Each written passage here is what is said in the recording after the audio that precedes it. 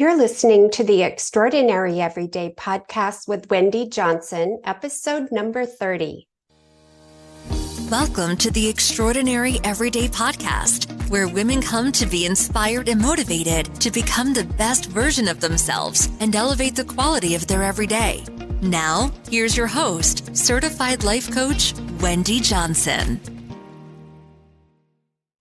I've hit a milestone, friends. I can't believe I've recorded the 30th podcast episode. I'm excited to talk to you today about the power of intention. Do you hear a voice at times saying, I don't want this. I want something more? Maybe you woke up one morning and you made the decision that you didn't want this anymore, that you wanted to change something. That is your true self, your soul. And it speaks to you. And what you're hearing is a longing and a discontent. And this voice is always speaking to us if we take the time to listen. It is moving you towards the life you were meant to live. And both your longings and discontents play key roles in this journey that we're on. And the problem is that we've been conditioned to believe that we should be grateful for what we have and that to want more would be greedy. However, nothing can be further from the truth. And that's why I'm speaking about the power of intention and listening to your longings and discontents. This is a step in leaning towards living in a state of who you truly are. So let's talk about what is a longing. A longing is an unfulfilled desire. It's a strong, persistent desire for something that is distant or unattainable.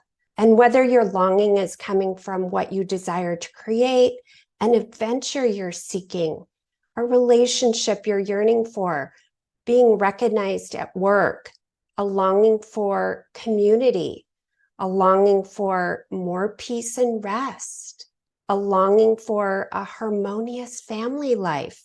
If we're living, we're longing. It's our human experience, and it's as inevitable as breathing. We all long for more love, more beauty, more community, more compassion, more peace, more justice, more light. What feels like home to our soul, what we desire, is to be filled with wholeness and to be fully expressed. And at times, we tend to suppress our longings or we compromise. It's not something that is good for our spouse or for our family or for our children or for our friends. But when we suppress it for too long, that is when this longing begins to nudge us and speak louder and louder. And then we begin to have a feeling of restlessness or being agitated. And it kind of comes up in the chest area. You may find yourself daydreaming or obsessively thinking about something that you want. And maybe you can even have a fire in your belly that gets you to take action. And this can come out of nowhere. Or all of a sudden, we're inspired and motivated to switch gears and to move forward. And a discontent, it's a lack of contentment. You're not content or satisfied with your situation, with your status, or your possessions. And you have this feeling of disapproval and being dissatisfied. And again, it can be expressed through agitation, irritability, and even anger. You've had it. You've had enough. And the key to discover your longings and discontents is to develop the power of intention. And I love this quote. It's a powerful reminder by Wayne Dyer. You get what you intend to create by being in harmony with the power of intention, which is responsible for all creation. And in his book, The Power of Intention, that he wrote many years ago, he said that the power of intention has 7 faces. And the first one is to be creative, trusting your own purpose and having intention in your thoughts and activities every day. And the second phase is to be kind. It's by giving that we receive. It's being kind to yourself. It's being kind towards others, and it's being kind towards life. And the third phase is to be love. You were intended out of love, so you must be love in order to intend. And the fourth phase is to be beauty. As you reawaken your longings, you'll begin to appreciate beauty in everything. You'll be able to see more beauty in what you see, what you experience, and what you touch, what you taste. And the fifth phase is to be ever expansive.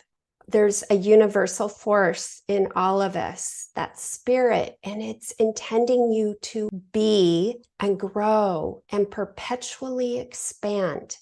And the sixth phase is to be abundant. And your intention is always about abundance and having more. And there's no scarcity, there's no lack, and it's becoming what we think about. So we want to notice what we're placing our intentions on. And the seventh phase is to be receptive.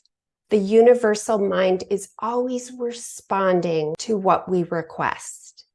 And the reception is peace, it's connection, and it's knowing that you are here and are capable to create what you want. So to master the power of intention requires that you set aside quiet time to reflect, to meditate, and to open you up to honestly looking at the circumstances in your life to determine where you'd love to have more, be more, and experience more. And you're noticing where you have longing and discontent. And you're discovering what areas you'd love to expand into and have more of. So while you reflect, you're thinking about what you'd love more and what you're ready to let go of. And after you're done with the quiet time, I have some questions for you. You want to journal your thoughts so you're able to document your journey on what is coming up for you. And the universe knows exactly what you want, only if you're focusing on what you would love. And I was trying to find my notes from December 2014. I wasn't able to find those notes that I took in a life coaching certification, but I did find a notebook from 2014 in the spring when I went and did a yoga retreat in New York City. And I wrote some longings and discontents here, and I'll just give you a few. This is interesting it's been almost 10 years that I haven't looked at these. I long to be financially abundant in all areas of my life, health, wealth, love, and happiness. I long for a job that has freedom and balance so I can be anywhere serving people. I would love to have a soulmate and share all my experiences with him. I long to live and speak my truth and never become submissive and not be open and honest about what I feel and want. When there's a disagreement, I long to be able to face my fear of hurting the other person and being diplomatic about how I'm feeling. I long to do what I want to do and not worry about what people think of me. I want to be able to freely express myself and not be afraid to share what I believe in. I long to take a stand, speak my truth, even if it's going to hurt or offend somebody because they believe differently. I long to help people to be healthier, happier, and more at peace. So there's many more. And then write about discontents.